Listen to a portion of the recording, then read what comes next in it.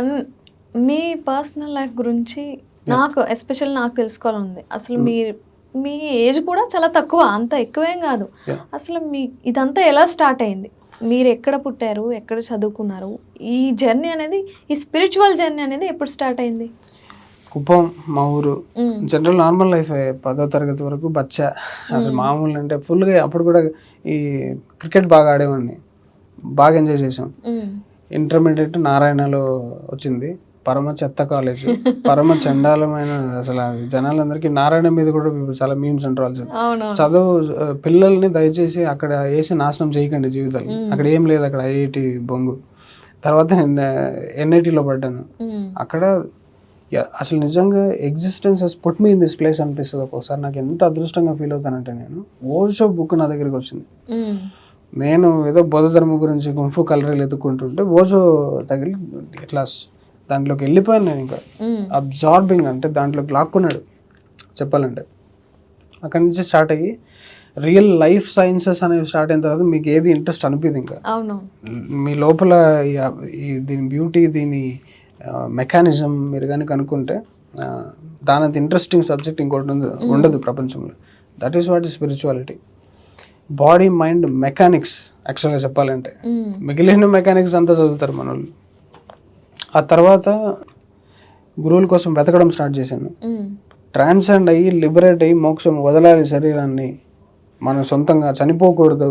మనకు తెలియకుండా చనిపోవడం ఏంటి, చనిపోయి ఎక్కడికి పోతాం, మళ్ళీ వస్తాం, ఇదంతా వీటన్నిటికీ నిజాలేంటి, నమ్మకానికి బిలీఫ్ సిస్టమ్స్కి అగేన్స్ట్ అనమాట సనాతన ధర్మం. మన దాంట్లో బిలీఫ్ సిస్టమ్స్ లేవు. మన వాళ్ళు కూడా చాలామంది నమ్మకం అనేది ఇట్లా ఉండాలి అని చెప్తారు చూసారా.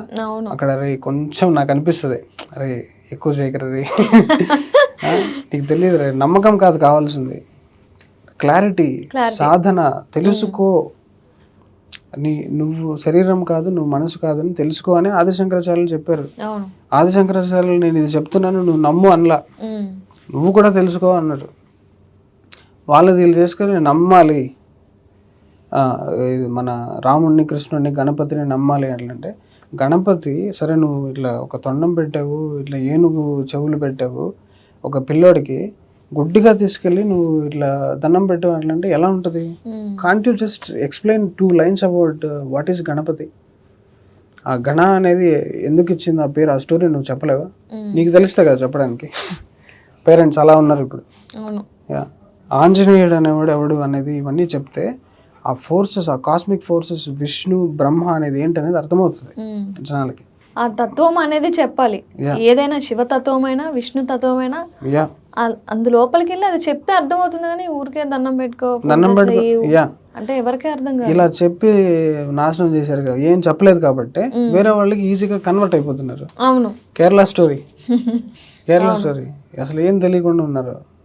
సో మీరు ఎలా ఈ జర్నీలోకి వచ్చారు? ఫస్ట్ ఇలా గురువుని డిఫెండ్ చేసుకోవడం కోసమే ఛానల్ స్టార్ట్ చేశాను. సోషల్ మీడియా, నాకు ఎడిటింగ్ టాలెంట్ ఉంది. సద్గురు అఫీషియల్ ఛానల్కి పనిచేసామండి ఎడిటర్గా. అంటే 2014 to అరౌండ్ 2018 ఒక 4-5 years కంప్లీట్ సద్గురు వీడియోస్. అంటే అర్థం చేసుకోండి, it has gone inside every atom of my body. ప్రతి ఒక్క అంటే the most deepest archives touch చేశాను అనమాట. సద్గురు ఒకప్పుడు చాలా వైల్డ్గా మాట్లాడేవాడు ఎగ్జిస్టెన్స్ గురించి. ఇప్పుడు అట్లాంటివన్నీ లేవు. అంటే నువ్వు శరీరము, నువ్వు ఆత్మ కాదని నీకు తెలీదు, ఈ మాయలో ఉన్నావు నువ్వు. అంటే యూ డోంట్ నో. ఒక తెలుసుకున్న వ్యక్తిని ఆశ్రయించావు, నన్ను సద్గురు, వచ్చావు. సూర్యుడు పడమర వైపు ఉదయిస్తుంది అంటే కూడా నువ్వు వచ్చి కూర్చోవాలరా, నీకు వేరే ఇది లేదు, నీకేం తెలుసురా, అట్లుండేది. ఇప్పుడు చాలా టోన్ డౌన్ అయ్యాడు. Even if I say sun rises in the west you bloody come and set.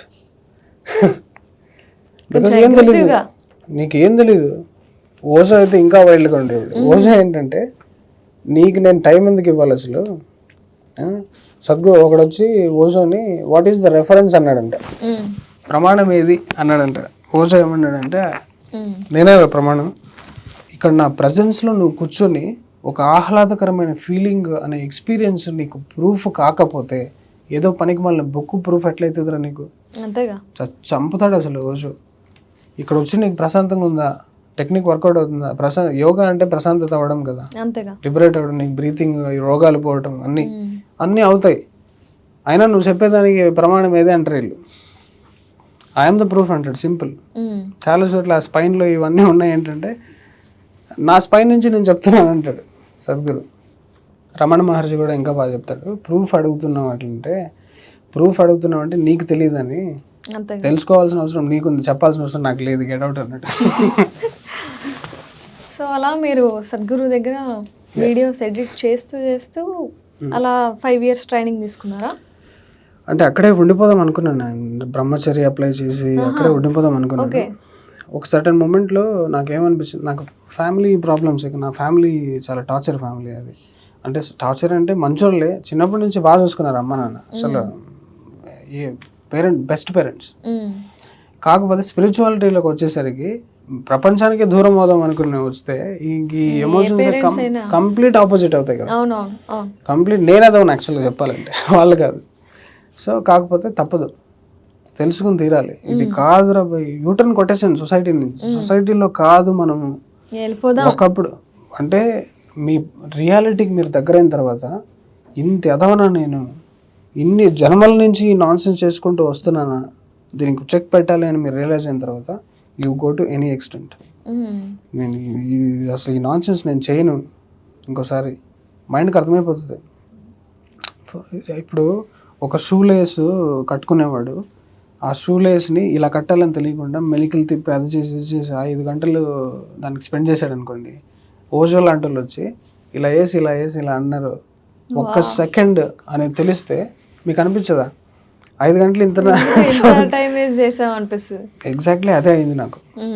ఎవడమ్మ జీవితం ఇన్ని జన్మల నుంచి ఎక్కడో పుడతాను, అదేదో తీసుకెళ్ళి స్కూల్కి వేస్తుంది, అది మొత్తం నాన్ సెన్స్, జాబ్ చేస్తాను, మళ్ళీ పెళ్లి చేసుకుని మళ్ళీ ఇరుక్కుపోతాను. మీకు మీ జన్మలు తెలుసా? నాకేం తెలియదు, చెప్తున్నా మామూలుగా. వీ కెన్ ట్రేస్ ఇట్ కదా, లైఫ్ ఎలా జరుగుతుందని ట్రేస్ చేస్తే వెళ్తాము. మళ్ళీ ఏదో ఆ క్రేవింగ్స్తో పాటు బయటికి పోతే ఆ క్రేవింగ్స్ పట్టిన ఊంబు పట్టుకుంటాం అన్నాడు మనం. The soul will go in search of different wombs. డాక్టర్లు ఇప్పటిదాకా 9 months గర్భంలో ఏం జరుగుతుందో చెప్పారు, కానీ దాంట్లోకి లైఫ్ ఎలా వస్తుంది అనేది ఎవడు చెప్పలేదు. తెలుసా మీకు? How life enters into the womb అనేది ఎవడు చెప్పలేదు. Science is unknown to it. They also వాళ్ళు ఏం చేశారంటే, it is not just unknown, it's unknowable అన్నారు. తెలుసుకోలేమన్నారు. ఇంకా తెలుసుకోలేమన్నారంటే నువ్వు ఫెయిల్. మనకి శివగీతలో ఎవ్రీ డే గర్భంలో ఏం జరుగుతుందో చెప్పారు.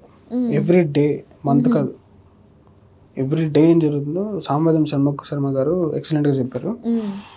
అందులో ఆత్మ ఎలా ఎంటర్ అవుతుంది, సహస్రారం నుంచి ఎంటర్ అవుతుంది, ఆ సైన్స్ మొత్తం ఉంది. అవన్నీ తెలుసుకున్నప్పుడు మీకు ఆత్మ దర్శనం, పాత లైఫ్ మెమరీస్ అన్నీ వస్తాయి. ఈ మరుజన్మ అనేది ఉంటుందా? గత జన్మలు, మరుజన్మలు ఇవన్నీ ఉంటాయా? 100%. ఇప్పుడు మనది ఏంటంటే, చాలామంది పాత జన్మలు గుర్తు తెచ్చుకుని ఇప్పుడు దాని రోడ్ మ్యాప్స్ చెప్పి బతికే వాళ్ళు కూడా చాలా మంది ఉన్నారు. లైవ్ ఎగ్జాంపుల్, వెళ్ళి వాళ్ళని కలిసి మాట్లాడే వాళ్ళు కూడా ఉన్నారు. జస్ట్ నేను న్యూస్ లో చూసాను. కోర్టులోనే తేల్చేశారు.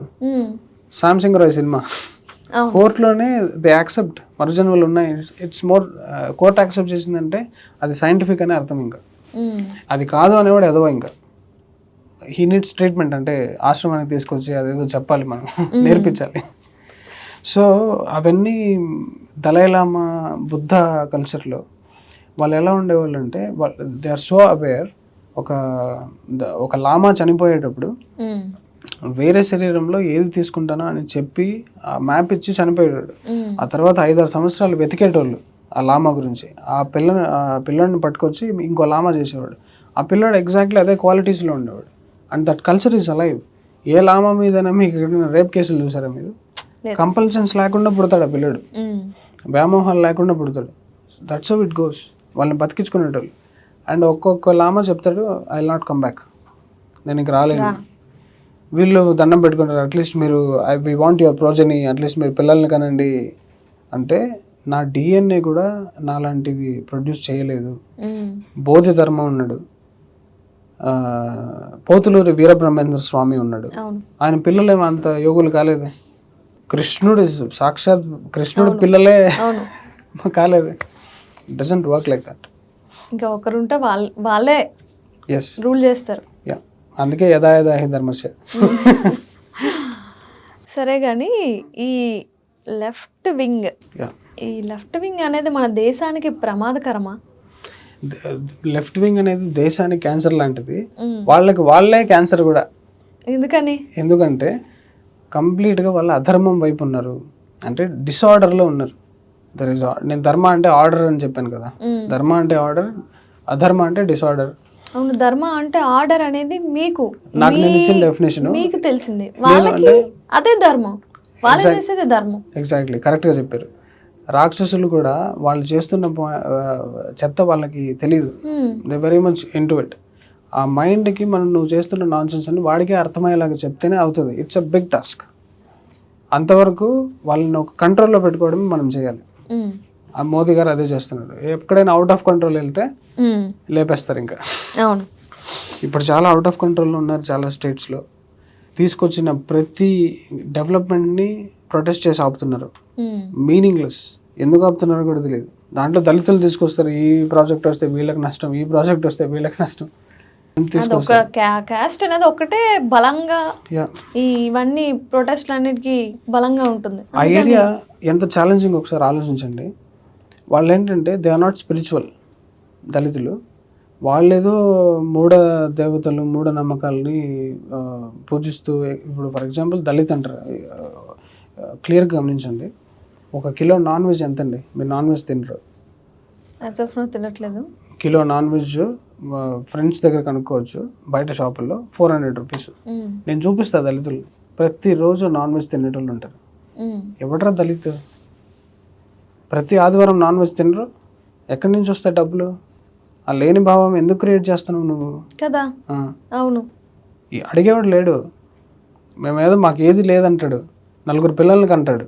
అంటే అనకూడదు కానీ దళితులు అనగానే ఇంకా పేదవాళ్ళే ఉంటారు అంటే అది ఒకప్పుడు అంబేద్కర్ కాలంలో మేబీ అలా ఉండేదేమో, వాళ్ళు పాపం వెనుకబడి ఉండేవాళ్ళు. అలా ఉంటే మనం కూడా సహాయం చేస్తాం కదా, కానీ ఇప్పుడు అలా లేరు కదా. అసలు సిసలైన దళితులకి దెబ్బ కదా అది. నేను చెప్తుంది క్లియర్గా ఈ కన్వర్టెడ్ నా కొడుకుల గురించి. వాళ్ళు ఏం చేస్తున్నారు, వచ్చి అసలు దళితులకి అక్కడ కూడా మాఫియా. అసలు సిసలైన పేదలు, గవర్నమెంట్ సహాయాలు అందని వాళ్ళు నా దగ్గర ఇంతమంది ఉన్నారు. ఆ కరప్ట్ వాళ్ళకి వీళ్ళ వల్ల అందట్లేదు. అవును, కన్వర్షన్స్ ఆపాలి అని అందుకే కరుణాకర్ సుగ్నా గారు, లలిత్ కుమార్ గారు లైఫ్ దాంట్లో పెట్టి పనిచేస్తున్నారు. అవును, ఈ కన్వర్షన్స్ అనేవి ఎక్కువగా కూడా మనం చూసుకున్నట్లయితే అక్కడ నుంచే జరుగుతూ ఉంటాయి. లైక్ అంటే ఎక్కువగా పేదవాళ్ళని, ఎస్సీ ఎస్టీ వాళ్ళని టార్గెట్ చేయడం, వాళ్ళని కన్వర్ట్ చేయడం అనేది చేస్తున్నారు కదా. మరి దీన్ని ఆపడానికి ఏం మార్గాలు ఏముండవు? మీరు వెళ్ళారనుకోండి మిమ్మల్ని చంపేస్తారు. ఇప్పుడు నేను ఒక చిన్న వీడియో ఒకటి వైరల్ అయింది, ఈ నెహ్రూని చెప్పు చూపించవచ్చు, అంబేద్కర్ ఇట్లా అంటే నేను అసలు దాంట్లో ఏం మాట్లాడాను డెప్త్. ఇప్పుడు నేను ఒక పాయింట్ చెప్పాను, నువ్వు దళిత్ అంటున్నావు అంటే మినిమం నీ రిప్రజెంటేషన్ ఏంటి? 4 పెళ్ళాలు 4 పిల్లలు కాదు.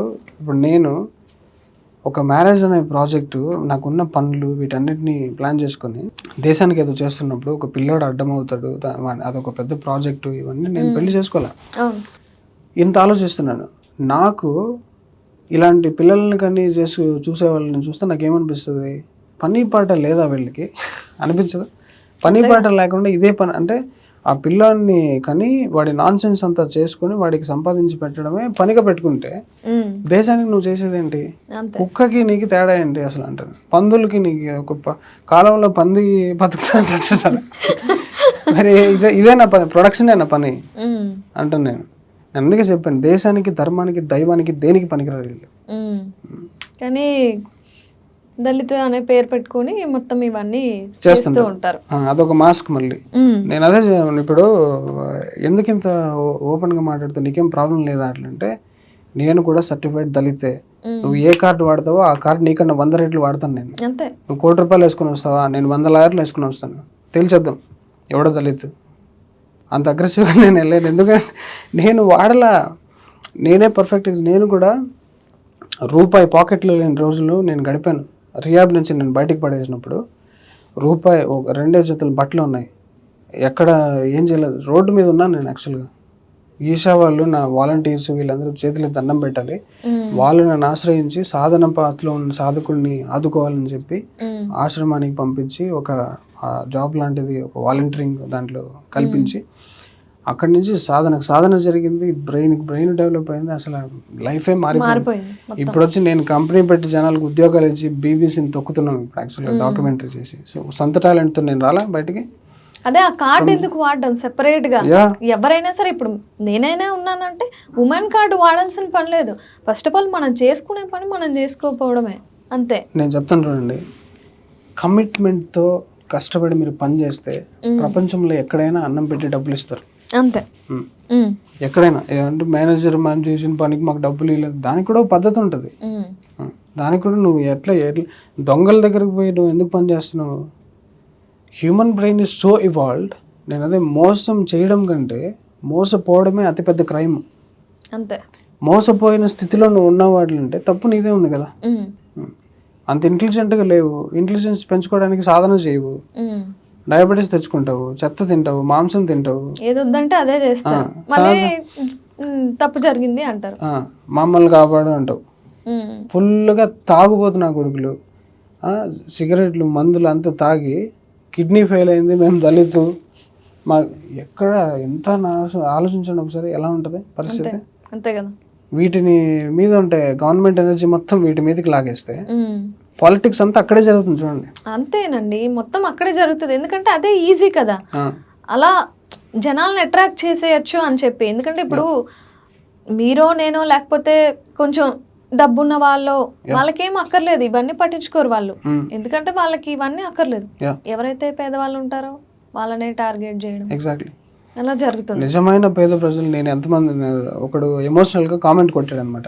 నేను ఒక కేసు హ్యాండిల్ చేశాను, వాళ్ళ అమ్మకి హార్ట్ ఆపరేషన్ అయితే 80,000 రూపీస్ ఇచ్చాను నేను. ఉమ్, నా కంపెనీలో వాడు మళ్ళీ నాకేమో రిటర్న్ ఇలా నా ఎంప్లాయీ ఉమ్, 50,000 రూపీస్ ఇట్లా వాళ్ళ క్యాన్సర్ అంటే వాళ్ళకి వీళ్ళకి నేను ఇస్తూనే ఉంటాను. ఉమ్, నిజమైన సిచ్యువేషన్ ఏదైనా ఉంటే we go address and evaluate అంటే వి హెల్పింగ్ నేచర్ ప్రతి ఒక్కడికి ఉంటుంది. అవును. అంతేగాని నువ్వు దాంట్లో పాలిటిక్స్ చేస్తే మాత్రం తట్టుకునేది లేదు, దళిత కార్డు వేస్తే మాత్రం.